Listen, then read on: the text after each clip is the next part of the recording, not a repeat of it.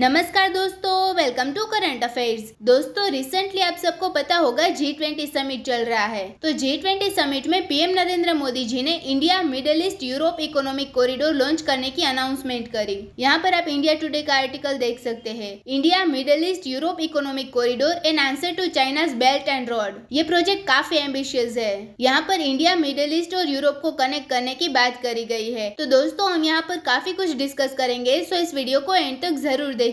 और आपने अभी तक हमारे चैनल को सब्सक्राइब नहीं किया है तो जरूर से सब्सक्राइब कर लीजिएगा, ताकि हमारे वीडियो की लेटेस्ट नोटिफिकेशन आप सभी को सबसे पहले मिल सके। यहाँ पर मैप में देखिए, यहाँ पर भारत को अगर वेस्टर्न साइड में जाना है तो वो लैंड के माध्यम से जाए, ऐसा पॉसिबल नहीं है, क्योंकि यहाँ पर पाकिस्तान बीच में आ जाता है। तो यहाँ पर पाकिस्तान की वजह से हम ऐसे बैठे तो नहीं रहेंगे। तो यहाँ पर शिपिंग लाइन के माध्यम से कनेक्ट किया जाएगा, ताकि ज्यादा से ज्यादा ट्रेड कर पाए। तो इंडिया को मिडिल ईस्ट के साथ कनेक्ट किया जाएगा शिपिंग लाइन के माध्यम से, और फिर वहां से जो गुड्स है वो यूरोप तक ले जा सकेंगे। तो मिडिल ईस्ट में कई सारे देश है, सऊदी अरेबिया, यूएई, इजराइल हो गया। तो यहाँ पर पोर्ट और कनेक्टिविटी के माध्यम से भारत से यूरोप तक आराम से ट्रेड कर पाएंगे। इसमें डेटा ट्रांसफर, जो सी केबल होता है, सी माध्यम से बिछाए जाते हैं, वो लगाए जाएंगे। रेलवेज के द्वारा कनेक्ट किया जाएगा। Port, electricity network, hydrogen pipelines, ये सारी चीजों के माध्यम से इन तीनों को कनेक्ट किया जाएगा। ये प्रोजेक्ट चाइना के बेल्ट एंड रोड इनिशिएटिव को काउंटर करने के लिए है और इकोनॉमिक ग्रोथ को बढ़ाने के लिए है।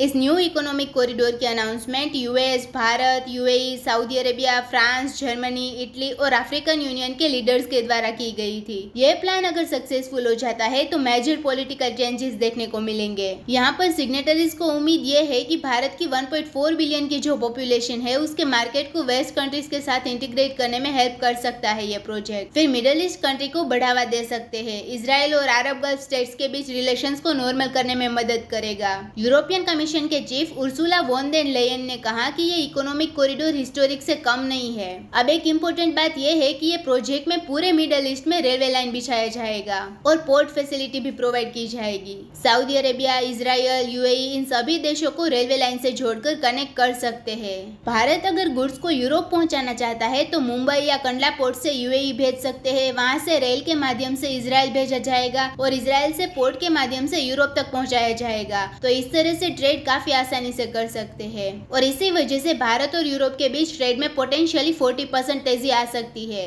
अब यहाँ पर सुएज कैनाल भी स्किप कर सकते हैं। अभी तक जो ट्रेड कर रहे थे वो ऐसे होता था कि भारत से पोर्ट के माध्यम से रेड सी में पहुंचता है, फिर वहां से आगे सुएज कैनाल से होते हुए मेडिटेरेनियन सी में एंटर होता है, फिर यूरोप पहुंचाया जाता है। लेकिन अब ये सुएज कैनाल तक नहीं जाना पड़ेगा, उसको स्किप कर सकेंगे, क्योंकि ये सुएज कैनाल ये ग्लोबल मैरीटाइम ट्रेड का लगभग 10% हिस्सा रखता है। मार्च 2021 में एवर गिवन शिप फंस गया था सुएज कैनाल में, पूरे एक वीक तक फंसा रहा। तो अब ये मुश्किलें खत्म हो सकती है और इस न्यू कॉरिडोर के माध्यम से मनी और टाइम दोनों बचा सकते हैं। इस प्रोजेक्ट में यूएस बहुत ही इंटरेस्टेड है। जो बाइडेन ने ये प्रोजेक्ट लाने में काफी इंपॉर्टेंट रोल प्ले किया है। ये प्रोजेक्ट मिडिल ईस्ट में वाशिंगटन के कई लक्ष्यों को पूरा कर सकता है। दशकों से कॉन्फ्लिक्ट्स और क्लोज बॉर्डर के बाद इजराइल के साथ रिलेशंस को नॉर्मल बनाने के लिए जो बाइडेन का एडमिनिस्ट्रेशन रियाद, जो ऑयल प्रोड्यूसर है, उनको पार्टनर के रूप में विकसित कर रहा है। यूएस के सऊदी अरेबिया के साथ जो रिलेशंस है काफी खराब हो गए थे। जब यूएस ने ईरान के साथ न्यूक्लियर डील साइन किया था तो सऊदी अरेबिया काफी नाराज था।